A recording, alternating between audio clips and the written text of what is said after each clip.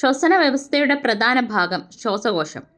പേശി നിർമ്മിതമല്ലാത്ത ഏക അവയവം ശ്വാസകോശം. ശ്വാസകോശത്തെക്കുറിച്ചുള്ള പഠനം പൾമനോളജി അല്ലെങ്കിൽ പ്ലൂറോളജി. ശ്വാസകോശത്തെ പൊതിഞ്ഞു സംരക്ഷിക്കുന്ന ഇരട്ട സ്തരം പ്ലൂറ. പ്ലൂറ സ്തരങ്ങൾക്കിടയിൽ കാണപ്പെടുന്ന ദ്രവം പ്ലൂറാദ്രവം. ശ്വാസകോശവും ഔരസാശയ ഭിത്തിയും തമ്മിലുള്ള കർഷണം കുറയ്ക്കാൻ സഹായിക്കുന്ന ദ്രാവകമാണ് പ്ലൂറാദ്രവം. അന്നനാളവും ശ്വാസനാളവും ആരംഭിക്കുന്ന ഭാഗം ഗ്രസനി. ശ്വാസനാളത്തിലേക്ക് ഭക്ഷണപദാർത്ഥങ്ങൾ കടക്കാതെ തടയുന്ന ഭാഗം ക്ലോമപിദാനം.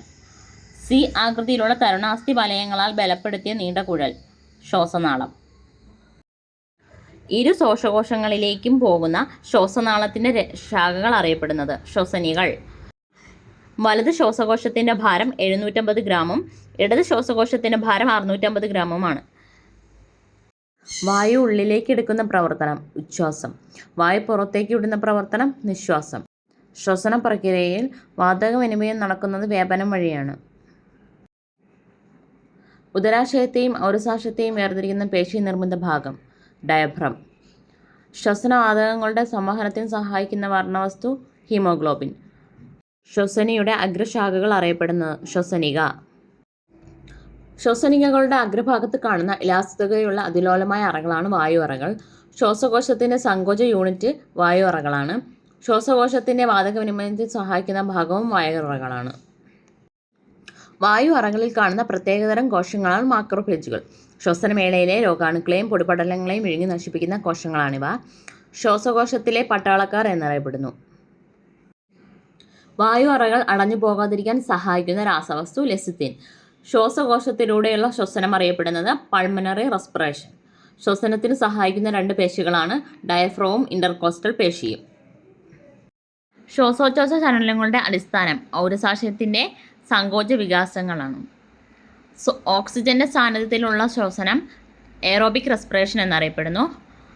ഓക്സിജന്റെ അസാന്നിധ്യത്തിലുള്ള ശ്വസനം അനറോബിക് റെസ്പിറേഷൻ എന്നും അറിയപ്പെടുന്നു. വാരിയെല്ലുകൾക്കിടയിൽ കാണുന്ന പേശി ഇന്റർകോസ്റ്റൽ പേശി. സാധാരണ ഉച്ഛ്വാസത്തിലൂടെ ഉള്ളിലേക്ക് എടുക്കുകയോ നിശ്വാസത്തിലൂടെ പുറത്തേക്ക് വിടുകയോ ചെയ്യുന്ന വായുവിൻ്റെ അളവാണ് ടൈഡൽ വോളിയം. ടൈഡൽ വോളിയത്തിൻ്റെ അളവെന്ന് പറയുന്നത് 500 ml ആണ്. ശ്വസന നിരക്ക് അളക്കാൻ ഉപയോഗിക്കുന്ന ഉപകരണം സ്പൈറോമീറ്റർ. ഓക്സിജൻ രക്തത്തിൽ കലരുന്നത് വായു അറകളിൽ വെച്ചാണ്. ഗാഢമായ ഉച്ഛ്വാസത്തിനു ശേഷം ശക്തിയായി നിശ്വസിക്കുമ്പോൾ പുറത്തേക്ക് പോകുന്ന വായുവിൻ്റെ അളവാണ് വൈറ്റൽ കപ്പാസിറ്റി. പുകയിലയിലെ വിഷപദാർത്ഥങ്ങൾ വായു അറകളുടെ ഇലാസ്തികത നശിപ്പിക്കുന്നത് മൂലം അവ പൊട്ടി വൈറ്റൽ കപ്പാസിറ്റി കുറയുന്ന രോഗം എംഫിസിമ. പുകയിലയിലെ ടാർ, കാർബൺ മോണോക്സൈഡ് തുടങ്ങിയവ വായു അറകളിൽ ശ്ലേഷ്മമായി അടിഞ്ഞുകൂടി ശ്വാസകോശ വീക്കത്തിന് കാരണമാകുന്ന രോഗം ബ്രോങ്കൈറ്റിസ്. ഉറക്കത്തിനിടയിൽ ശ്വാസം താൽക്കാലികമായി നിന്നുപോകുന്ന അവസ്ഥയാണ് apnoea.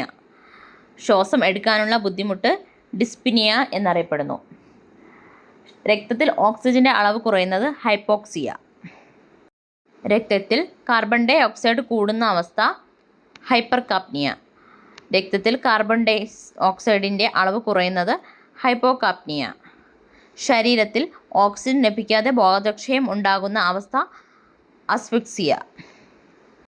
Tuberculosis, pneumonia, anthrax, SARS, asthma എന്നിവയും ശ്വാസകോശത്തെ ബാധിക്കുന്ന രോഗങ്ങളാണ്.